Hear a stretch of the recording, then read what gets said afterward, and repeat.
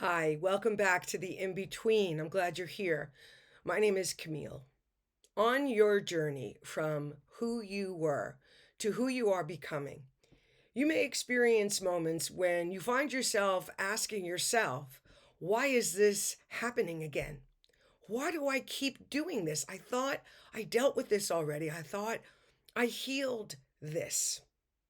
And the assumption may be that you've done something wrong. But what if that's not the case? What if there is an abandoned version of yourself that you did not realize you left behind that is trying to get your attention? This is the shadow. The shadow is not your enemy, it is an exiled ally that is looking for your attention. It's seeking to be seen. It needs to be heard. It carries within them unhealed wounds, perhaps a trauma, something significant that happened along the way. These parts of ourselves happen because of embarrassment, shame, blame, unworthiness, or judgment. And whether it's coming from your inner critic or outside of yourself or a combination of both, the result is this act of separation from our own self. And the truth is, you really can't walk towards the next version of yourself until you've gathered up all the versions of yourself scattered on the side of the road. You cannot experience true wholeness until you retrieve all the parts of you that were abandoned along the way. And whether it happened consciously or unconsciously, the good news is we know the first thing to do. We put our hands on our hearts and we forgive ourselves from walking away. We forgive ourselves from abandoning ourselves. It can be a very painful moment when you realize that this is something you've done. It can be extremely tender. And I want to encourage you to bring forgiveness and compassion to yourself as quickly as possible, because we know that that version of ourselves did the best they could at the moment. How did we know that? Because if they could have done something different or better, they would have. So we know they did the best that they could. And at this point in the journey, you don't want to keep walking without them.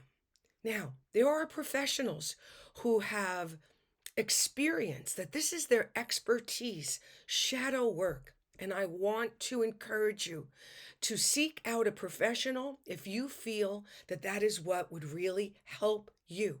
It doesn't have to take as long to heal these issues as it took for them to become issues. If you have a trusted partner or a friend, perhaps you might want to start there. Also, there's a gentleman by the name of Richard Schwartz. His work is fantastic. It's called Parts Therapy. He's got videos, podcasts. He even has a workbook. That might be something you want to check out. Whichever feels right, take that first step in the retrieval of the versions of yourself that you abandoned along the way. I've done this work over the last 7 to 10 years, and it has been a profound experience. And I want to share a few tips with you that I've learned that might be something you want to try. Now, it may sound silly, and your mind may judge it, and that's okay. But I can only tell you from my own experience, it works. It's a good starting point. So do some journaling or talk to your partner or your friend and see if you can identify the part of you that might have been left on the side of the road. See if you can identify a moment when you were embarrassed and you shunned yourself from that part because that's what the old design model had us do, right? You don't want to be that version of you. So we cut ourselves off from the one who felt blame or shame, or the one who was embarrassed, or the one who got into a relationship that turned out not to be a healthy one. It can be a little one. As you know now, we've been talking about 0 to 7 years of age. You absorb from your surroundings, your parents, your family, your religious environment, if you have one, society in general. You're shown what normal is. Too many times, though, that is through a distorted filter. But we don't know that at the time, and we're not in a position from 0 to 7 years of age to edit anything that's coming in. We absorb it as normal, and we go about our lives repeating those scenarios until we have moments like this where we awaken and we begin to do the deep dive. So I want to encourage you to put aside some time and literally sit across the table from the little one, the teenager, the young adult, whoever it may be. Maybe sit across from the couch as if they're there and say something like, I just found out and I got here as quickly as I could. I have the time now. Tell me everything I want to know. I'm here to listen. And again, you can trade chairs and be that person. You know, you've seen that kind of therapy where you just keep changing roles as the one talking and the one listening. You can ask the questions and just start journaling and not edit what is coming through you. You will know as you're playing around with this what feels right. And maybe none of it feels right because it's just kind of weird, but I want to encourage you to keep going with it anyway. Because if you can develop a relationship with those versions of yourself that were silenced, that were shamed, that were left behind, maybe even by your own family, if you can begin to create time for them, and it doesn't even have to all be done in one sitting. That's the beautiful thing about Richard Schwartz's work. It's an ongoing relationship with the part until you're able to fully integrate it back into your heart. And when I do work with my clients and we do this kind of work, I encourage them at the end of that process to literally put their hands out as if they're picking themselves up and put that version of themselves back into their hearts. This is truly one of the most beautiful acts of self-love that you can do. It's an act of respect for what you went through and the versions of you that had to deal with things that perhaps they never should have. Maybe you had to be an adult before you really ever were one. And as a result, you could never be the child who played and had fun.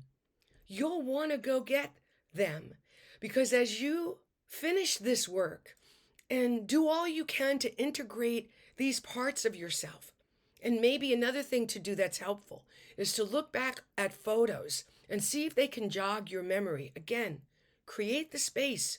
It could be tender. There probably will be tears at some point, but it is sacred, sacred work. And again, I will say, get a professional if you feel like it would help to use somebody who's already experienced in this.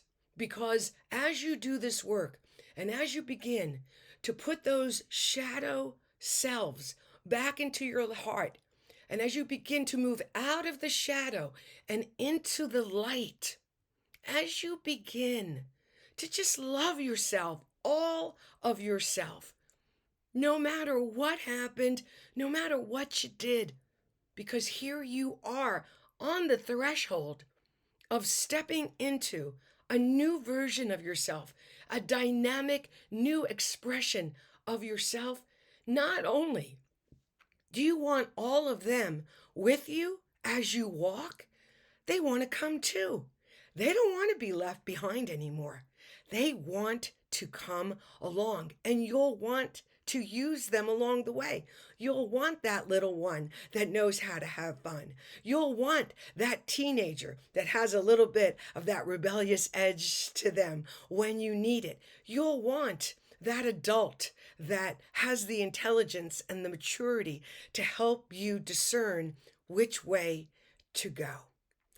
The shadow is always seeking our attention, and they are often the ones that cause us to do the same things over and over again. And yeah, it's cyclical. It spirals. It's not linear. You can do really deep work on a particular area of your life, as I have done, and you think, hey, I did it. It's done. I feel good. I'm healed. And then sure enough, somewhere down the road, there it is again. But perhaps it's less intense. Perhaps you recognize it quicker because you've done the shadow work. Perhaps because you're shining the light of love and acceptance and compassion and forgiveness on yourself. You're able to move through it much quicker than you did in the past. The shadow is here for you to welcome them home to your heart so that together you can continue to walk this incredible, powerful journey that is the in-between, that place between what was and what is coming, who you were and who you are about to be. Thank you so much for watching. Take super good care of yourself. We'll talk soon.